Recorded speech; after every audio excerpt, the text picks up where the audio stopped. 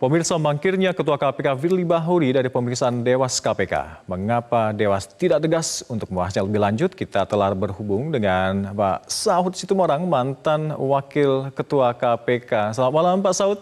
Tanggapan Anda terkait dengan permintaan Firly yang meminta Dewas KPK untuk menindak pemeriksaan? Iya, gimana? Ya, tanggapan Anda terkait dengan permintaan Firly yang meminta penundaan pemeriksaan, Pak? Ya, ini satu kelihatannya ada satu proses yang mekanisme bisnis proses antara yang dilakukan Dewas dengan yang harus diikuti oleh pimpinan KPK itu tidak masuk satu ritme yang harmonis baik. Pada periode lalu bahkan Deputi Pengawas Internal dan Pengaduan Masyarakat itu di bawah pimpinan KPK, namanya juga deputi. Tetapi dia powerful sekali untuk memanggil siapa saja di KPK, dalam hal ini pimpinan KPK termasuk, ya.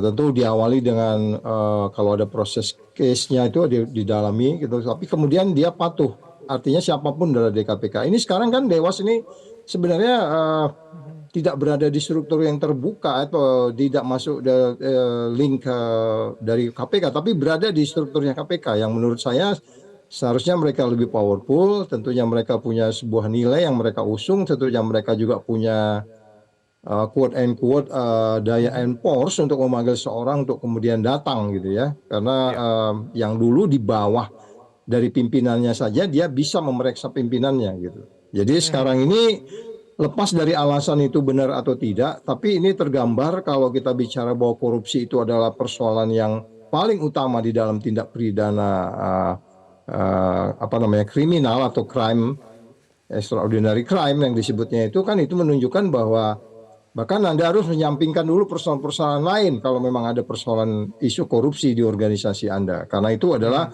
yang merusak organisasi, yang merusak nilai-nilai dan kemudian mengaburkan visi misi organisasi. Sebagaimana kita ketahui, ya sudah pasti visi misi organisasi menjadi terkaburkan dengan proses yang terjadi dilakukan oleh Polda saat ini dalam kaitan apakah pasal 12E kecil atau 12B besar ataupun dikaitkan dengan pasal 36 dan pasal 65 Undang-Undang KPK. Jadi penghormatan terhadap badan anti korupsi yang bersih itu juga sudah jauh lepas dari 4 pimpinan KPK yang lain memiliki alasan, harusnya mereka memprioritaskan case ini, termasuk juga ya yang bersangkutan Ebi, seharusnya dia akan lebih memprioritaskan ini daripada mendelay sekitar hampir 12 hari, ya. Itu menjadi membuat sesuatu inefisien dalam pemberantasan korupsi, gitu Mas Kapi. Ya, tapi Pak Saud, apakah ada implikasi hukum dari mangkirnya Firly dari pemeriksaan Dewas ini?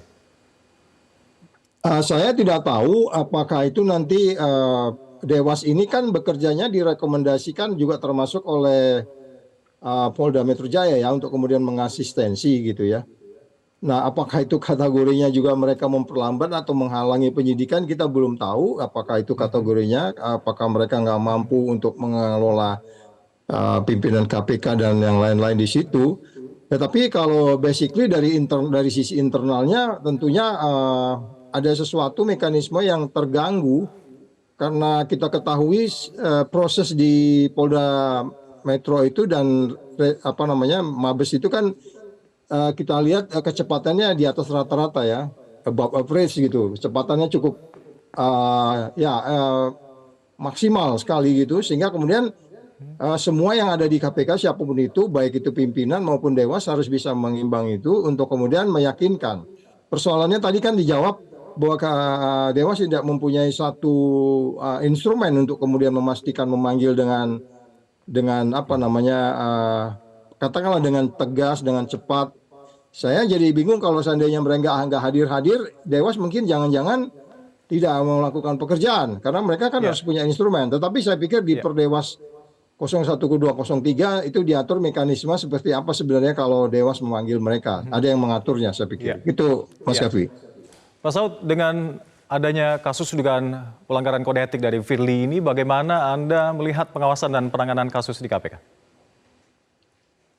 Ya, itu sebabnya ini kan sudah kita lihat dari awal. Bahkan kalau kita melihat case ini kan sudah hampir berapa saat ya, lebih dari 2 minggu, lebih dari mendekati beberapa mendekati 3 minggu. Yang menurut saya sebenarnya ini kan harus direspon oleh semua kita, apalagi Dewas gitu, dan jajaran KPK secara khusus, sehingga saya beranggapan kalau ini tidak dianggap kasus yang prioritas, bahwa ini bukan yang utama, bukan ini adalah yang dianggap membahayakan organisasi, dan lebih lanjut, kalau kita mau ngikuti terminologinya Dewas kan, seseorang yang dipanggil oleh Dewas itu nanti diperiksa itu punya beberapa kriteria untuk diberikan sanksi. Sanksi ringan itu kalau merugikan level deputi, sanksi sedang itu kalau menimbulkan kerugian di level organisasi KPK, dan sanksi berat kalau itu menimbulkan kerugian di level negara Indonesia dalam hal ini. Jadi ini kan sebenarnya kalau kita sepakati kan levelnya sangat berat ya. Jadi sebenarnya itu harus diperhatikan secara detail, seksama, dan memprioritaskannya. Seingat saya sanksi-sanksi yang akan diberikan itu kan ada di situ, dan kita publik juga sudah paham. Apalagi rumah sudah digeledah, masa sih rumah sudah digeledah masih akan ada upaya lain yang kelihatannya bukti tidak cukup, atau katakanlah bahwa ini nanti penyidikannya akan berhenti dan seterusnya. Nggak mungkin juga kalau rumah sudah digeledah dan seterusnya tidak dipahami oleh KPK secara keseluruhan maupun pimpinan dan Dewas untuk memprioritaskan ini. Karena publik sekarang menunggu secara internal KPK itu sekarang mekanisme sistemnya apa, modelnya apa, bagaimana caranya gitu. Ini jadi sekali lagi saya mengatakan dulu saja pimpinan itu bisa diperiksa walaupun dia deputi pengawas internal itu di bawah pimpinan, dia bisa panggil pimpinan kapan saja. Baik, tapi dari Dewas sendiri ada target waktu untuk segera menuntaskan kasus dugaan pelanggaran kode etik ini?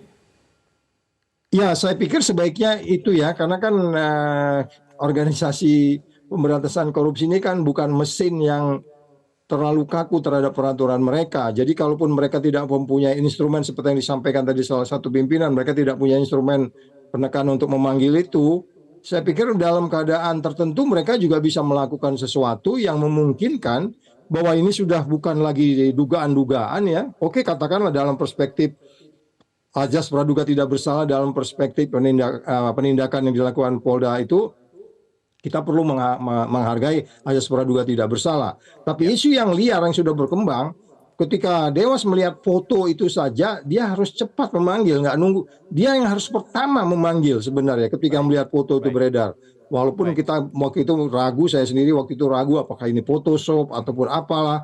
Kemudian ada dialog, dibantah tidak ada foto, terus ketika foto keluar kemudian dibantah lagi bahwa ini tanggalnya di luar frame waktu dilakukannya penyelidikan dan seterusnya.